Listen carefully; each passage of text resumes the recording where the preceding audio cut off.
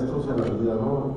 Gerardo Sosa fue mi maestro de escuela y ahora ha sido mi maestro en la actividad empresarial.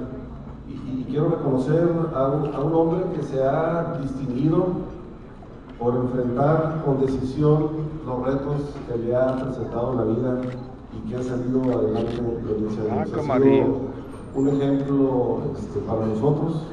No olvidaremos su actividad dentro del sector y frente a la presidencia del Comité Técnico Estatal, particularmente por la palabra que mencionó él, ¿no? La unidad, el trabajo que hemos venido haciendo los consejos coordinadores empresariales de los 5 municipios y los consejos de desarrollo económico de los 5 municipios. No siempre pensamos igual, pero siempre acordamos lo mismo. Y me permito entregarle el siguiente reconocimiento que a la letra dice: Comité Técnico Estatal. El Comité Técnico Estatal de los Consejos Coordinadores Empresariales de Baja California otorga el presente reconocimiento al licenciado Gerardo Manuel Sosa Olachea por su extraordinario desempeño como presidente coordinador al frente del Comité Técnico Estatal y su perspicacia para el desarrollo de su función en beneficio del sector empresarial y los bajacalifornianos durante el periodo comprendido de octubre del 2011 a septiembre del 2012. Estimado don Gerardo, mucho valoramos y agradecemos su pasión y entrega en los temas empresariales. Firma el licenciado José Ángel Sáizar Prado, secretario del Comité Técnico Estatal y presidente del Consejo Coordinador Empresarial.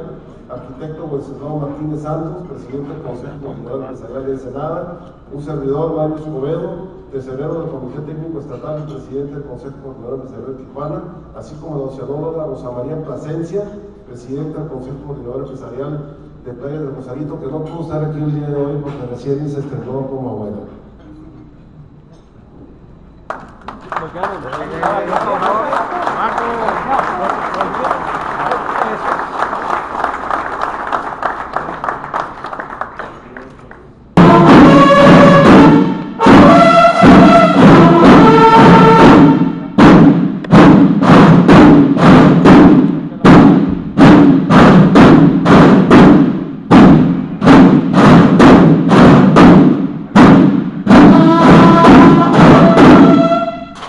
Firma